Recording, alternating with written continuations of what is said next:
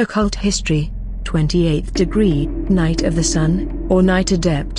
The primitive idea of infinite space existed in the first men, as it exists in us. It, and the idea of infinite time are the two first innate ideas. Man cannot conceive how things can be added to things, or event follow event, forever. The idea will ever return, that no matter how long bulk is added to bulk, there must be, still beyond, an empty void, without limit, in which is nothing. In the same way the idea of time without beginning or end forces itself on him. Time, without events, is also a void, and nothing. In that empty void space the primitive men knew there was no light, nor warmth. They felt what we know scientifically, that there must be a thick darkness there, and an intensity of cold of which we have no conception. Into that void they thought the sun, the planets and the stars, went down when they set under the western horizon. Darkness was to them an enemy, a harm, a vague dread and terror.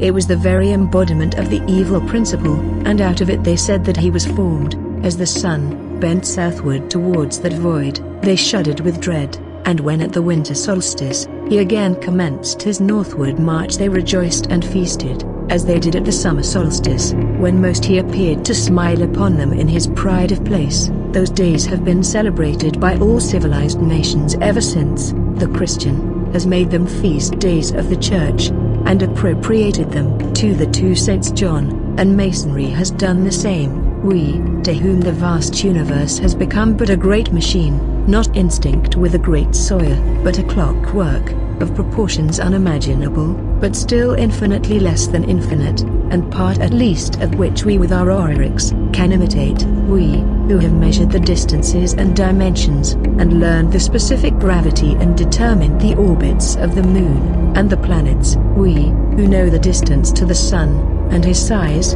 have measured the orbits of the flashing comet, and the distances of the fixed stars, and know the latter to be suns, like our sun, each with his retinue of worlds, and all governed by the same unerringly mechanical laws and outwardly imposed forces, centripetal and centrifugal. We, that with our telescopes have separated the galaxy and the nebula, into other stars and groups of stars, discovered new planets, by first discovering their disturbing forces upon those already known, and learned that they all, Jupiter, Venus, and the fiery Mars, and Saturn, and the others, as well as the bright, mild and ever-changing moon, are mere dark, dull, opaque clouds like our Earth, and not living orbs, of brilliant fire and heavenly light. We, who have counted the mountains and chasms in the moon, with glasses that could distinctly reveal to us the Temple of Solomon, if it stood there in its old original glory. We, who no longer imagine that the stars control our destinies, and who can calculate the eclipses of the sun and moon, backward and forward,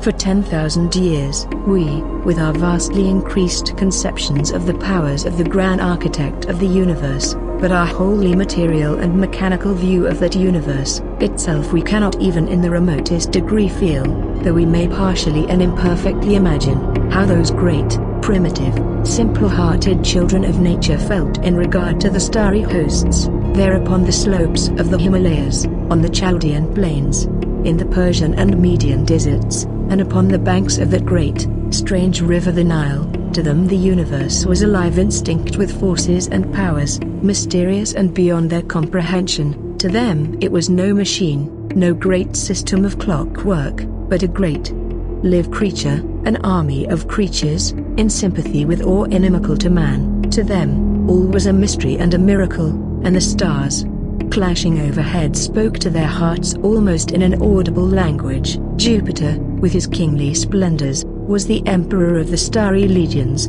Venus looked lovingly on the earth, and blessed it. Mars, with his crimson fires, threatened war and misfortune, and Saturn, cold and grave, chilled and repelled them. The ever-changing moon, faithful companion of the sun, was a constant miracle and wonder. The sun, himself the visible emblem of the creative and generative power. To them the earth was great plain, over which the sun, the moon and the planets revolved. Its servants, framed to gyro it light of the stars. Some were beneficent existences that brought with them springtime and fruits and flowers. Some, faithful sentinels, advising them of coming inundation, of the season of storm and of deadly winds, some heralds of evil, which steadily foretelling they seemed to cause. To them the eclipses were portents of evil, and their causes hidden in mystery, and supernatural, the regular returns of the stars, the comings of Arcturus,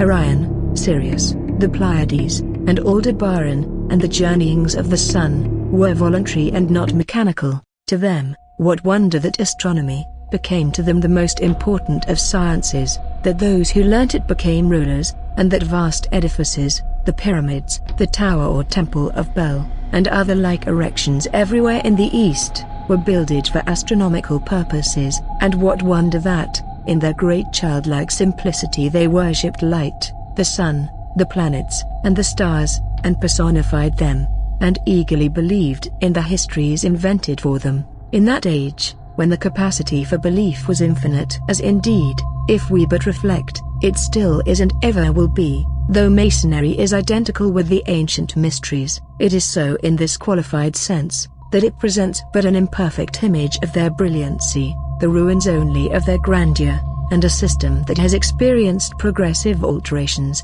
the fruits of social events and political circumstances. Upon leaving Egypt, the mysteries were modified by the habits of the different nations among whom they were introduced. Though originally more moral and political than religious, they soon became the heritage, as it were, of the priests, and essentially religious, though in reality limiting the sacerdotal power, by teaching the intelligent laity the folly and absurdity of the creeds of the populace. They were therefore necessarily changed by the religious systems of the countries into which they were transplanted. In Greece, they were the mysteries of Cause; in Rome, of Bonadia, the good goddess; in Gaul, the school of Mars; in Sicily, the Academy of the Sciences. Among the Hebrews, they partook of the rites and ceremonies of a religion which placed all the powers of government and all the knowledge in the hands of the priests and Levites. The pagodas of India, the retreats of the Magi of Persia and Chaldea, and the pyramids of Egypt, were no longer the sources at which men drank in knowledge. Each people, at all informed, had its mysteries. After a time the temples of Greece and the school of Pythagoras lost their reputation, and Freemasonry took their place. Masonry, when properly expounded, is at once the interpretation of the great book of nature, the recital of physical and astronomical phenomena, the purest philosophy, and the place of deposit, where, as in a treasury, are kept in safety all the great truths of the primitive revelation, that form the basis of all religions. In the modern degrees 3 things are to be recognized: the image of primeval times, the tableau of the efficient causes of the universe, and the book in which are written the morality of all peoples, and the code by which they must govern themselves if they would be prosperous. The first degree represents man, when he had sunken from his original lofty estate into what is most improperly styled a state of nature. He represents in that degree the rough ashlar, unfit to form a part of the spiritual temple, the pagan, who had lost all the great primitive truths of the original revelation. He maintained the same character in the ancient mysteries. He is emphatically a profane, enveloped in darkness, poor and destitute of spiritual knowledge, and emblematically naked. The material darkness, which is produced by the bandage over his eyes, is an emblem of the darkness of his soul.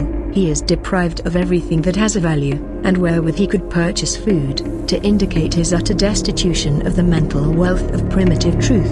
In this degree he undergoes only physical tests, and receives elementary moral instruction. As yet, he takes upon himself no duty but secrecy. He still remains in a dark quarter of the lodge, though not in the north, but halfway towards the east, the place of light.